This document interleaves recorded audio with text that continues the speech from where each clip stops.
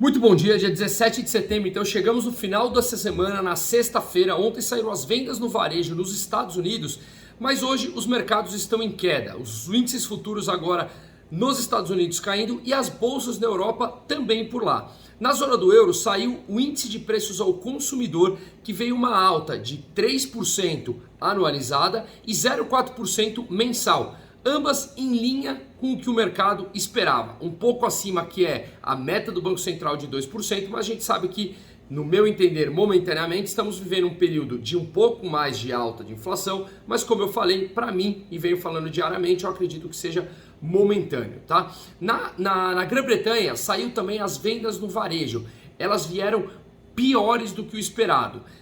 O mercado esperava que ela tivesse uma alta de 0,5% e ela caiu 0,9% no mês. No ano, ela teve uma variação de 0%, quando o mercado esperava uma alta de 2,7%. Então, tanto mensal como anualizada na Grã-Bretanha, vendas no varejo pior do que o esperado. E o que vem sendo foco dos mercados, e eu venho falando isso há algum tempinho aqui também, é a China, tá? O mercado chinês caindo novamente, tá? E ela vem sendo o principal vetor de desaceleração, porque ela é a principal consumidora e compradora de commodities, tanto do Brasil como de outros mais de 125 países, que a China é a maior importadora, tá? Eu falei ontem sobre a Evergrande, que é uma das maiores incorporadoras da China, que está muito próxima de dar um calote de 300 bilhões de dólares. Lembrando que a dívida externa brasileira está na casa dos 170 bilhões, então a dívida da empresa é maior,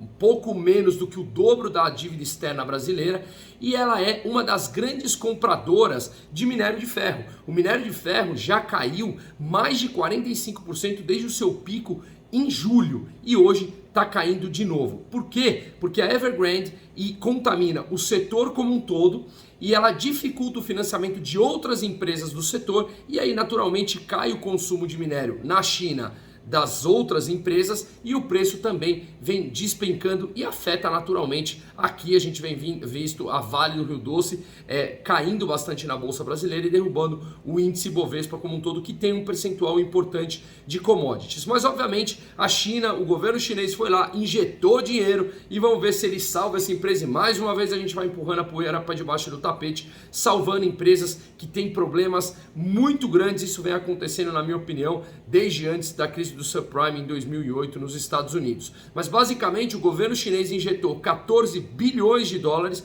para tentar aliviar, e momentaneamente realmente aliviou, os mercados deram um respiro, mas saíram notícias por lá na China que dois dos grandes acionistas e apoiadores da Evergrande, que são donos de incorporadoras em Hong Kong, venderam ações da Evergrande mais ou menos em 136 milhões de ações, tá? Bom, então o cenário está bastante complicado por lá nesse sentido, e isso, como eu falei, afeta aqui no Brasil. Agora, os mercados aqui também temos nossos problemas domésticos que acabam afetando o dia a dia. Ontem, falas do presidente Arthur Lira, presidente da Câmara, com o presidente do Senado, Rodrigo Pacheco, e do presidente do STF, o Fux, falando em harmonia sobre aprovar a PEC do precatório, e aí o mercado pode entender, ou já tem entendido, que eles se entenderão e essas reformas serão aprovadas, que é o que eu acho. Parece que no dia a dia burocratas brigam entre eles, depois acham um meio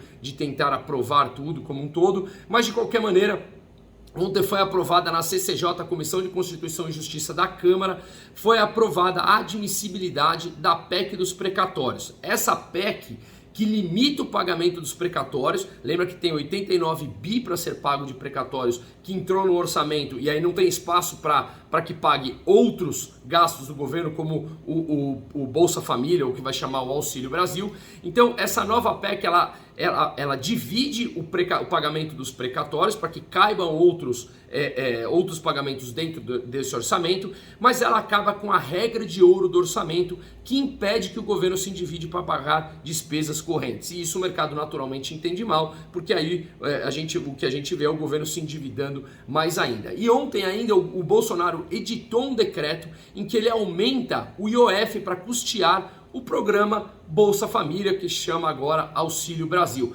As operações de crédito para PJ sobe o IOF de 1,5 para 2,04 e de pessoa física de 3 para 4,08. E aí é o que eu falo, quem paga a conta sempre somos nós que produzimos dentro da sociedade, o mercado privado. Por quê? Ao invés deles diminuírem os custos dessa máquina pública inchada e ineficiente ao extremo, a gente paga via aumento de impostos, que é o único que custeia a máquina pública.